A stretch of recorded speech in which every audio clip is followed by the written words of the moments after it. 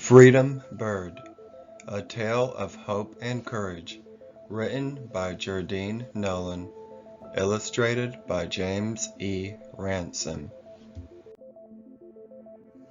Sometimes on account of what those who have come before us do with their lives, a pattern in the world forms like the lines in a quilt that repeat over and over, and those actions continue to shape the lives of children and their posterity. Maybe it is that way with you and yours. Well, it was that way with John and Millicent Wheeler.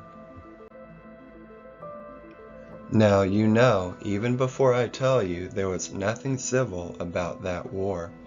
They should have called it what it was, a bad, bad war.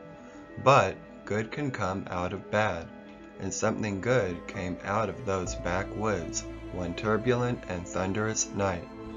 The truth is, for the story I am about to tell, the fighting had not even started yet, but it was nigh on close and getting closer, which is what kept up all of the shouting. Yet and still, those were some perilous times for folks who had it deep in the heart of them just to live free. Many escaped north on the Underground Railroad, but now a way was made west, where the world was waiting wide open and free.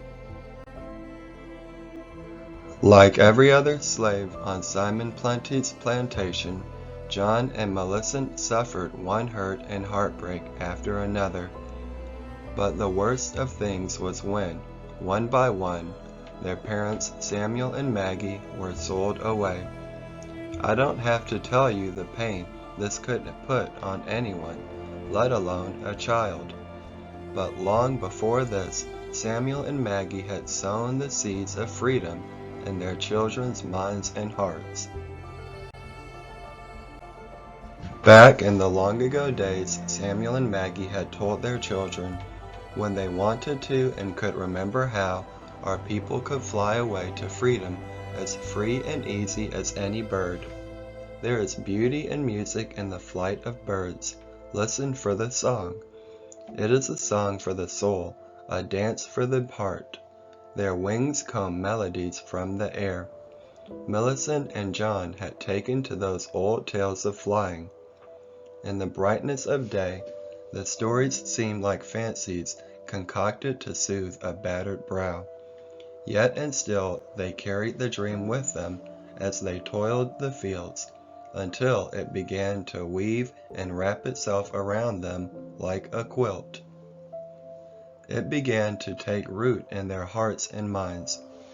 Anyone living knows it is a want and a desire so deep to human feeling, so brave to human spirit, any human heart would cry out, go ahead, be free, be free.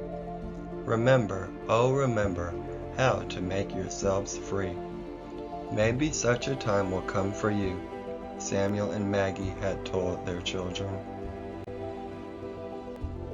But until then, John and Millicent did what every other slave had to do on Simon Planty's plantation.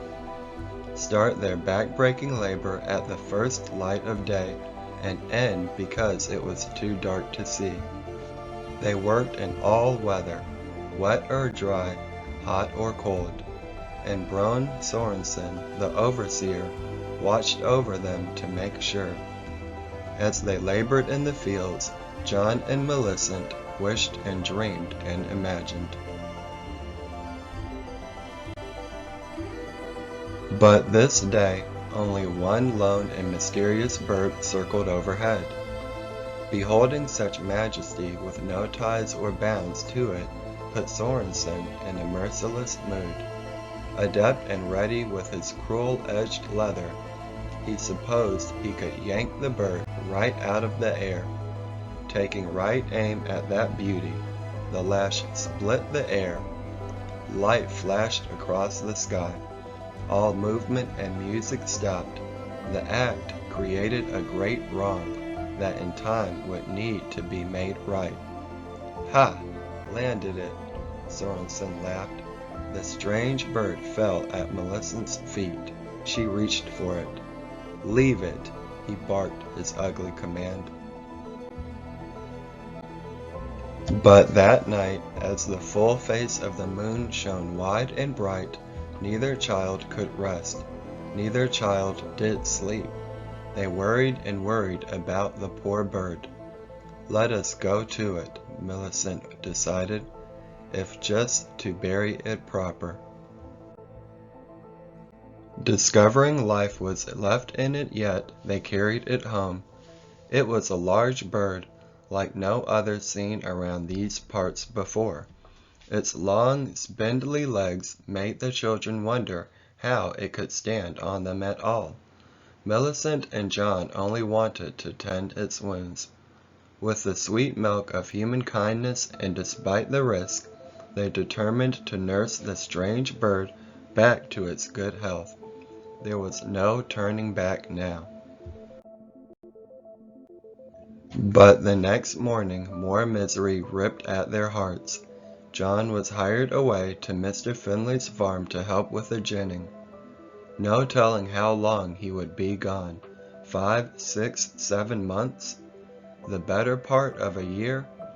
"You be strong now," John whispered to his sister. During the day, when Millicent was in the fields, the bird kept silent, keeping to the shadows of the cabin as if he knew he had to. But at night, when she returned, its feathers black as jet seemed to glow like burning coals, lighting the room as though by many candles. Standing as tall as Millicent, the bird had a wingspan that filled up the room. The cooing, warbling music it made sounded like a song of water falling down upon rocks. Millicent listened, learned its sounds and its ways. She was never frightened of it. She played games with the bird. They developed a trick. The bird standing behind her would stretch out its wings.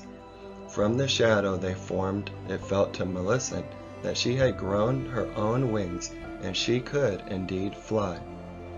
Now, more than ever, she wished, she dreamed. Finally, 4 months to the day, the ginning done, John returned home. The children were together again, but happiness was not long. Made to work a grown man's day and carry a grown man's load, John was left too tired and beaten to hold on to the desire and the dreams. Secret word came to them that in 1 week's time, John would be sold to a farm in faraway Georgia. Now was the moment to set the dream free. You know, fate is a gleaming star that has its own way of pointing you out and shining down on you in the form of providence. And sometimes one's fated star can shine down and cross with the shining of another. And when those stars meet, that can make some powerful shining. Those not used to looking or expecting not to see can be blinded by that light. It was so this night. Those stars shone down on John and Millicent Wheeler. It was a matter of moments and motions. "Fly," Millicent pleaded, but the bird stood still. "Shoo!" She waved the bird on, but the bird would not move. Instead, it perched and sang. Without a thought, Millicent joined in. The song soared from her mouth. While on his rounds, Sorensen heard the commotion. He rushed to the quarters. He vowed to destroy the bird once and for all. This only strengthened Millicent's resolve. She sang ever louder. With every beat of her heart, Sorensen stepped closer until he was upon them. "Fly," she pleaded with the bird. "Run," she called to John, and he did. For on this night, John and his sister, Millicent, chose freedom. With Sorensen now behind them, the mysterious bird opened its wings and lifted itself high into the air. The wind pitched and howled. The air cracked and sizzled in flashes of light. Instinctively, Millicent and John knew to follow its path. It was heading west. And those children went running, aiming as far away as a way would take them. Run! Oh, run! They called to each other. And they ran, oh, they ran. They ran ahead of that storm, and they never stopped running until they reached the deep places in the woods. The strong arms of the wind protected them. No search team could get to those children past that storm. It is sometimes said that night is the shadow of a broad-winged bird, as big as the world itself, comes gently and quietly soaring in on the day to swallow the daylight whole. Like freedom, night is something to wonder about. Later folks tell of their escape through the story of a storm. They say that is all that those children left behind. They say it is a mystery the way things happened that night. Storms rose out of a calm and peaceful sky. Burdens like souls were lifted and carried away from hardship, affliction, or any strife.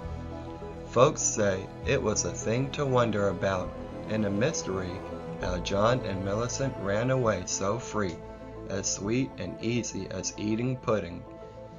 But the truth is, they hid in the woods and pecked their way north until they reached the Missouri River. There they hitched aboard a wagon train heading for the wide open spaces of the West. That is how they got free. Oh, child, don't you know that is how they made themselves free? The narration and production of this video was produced by Johnny Bell Books.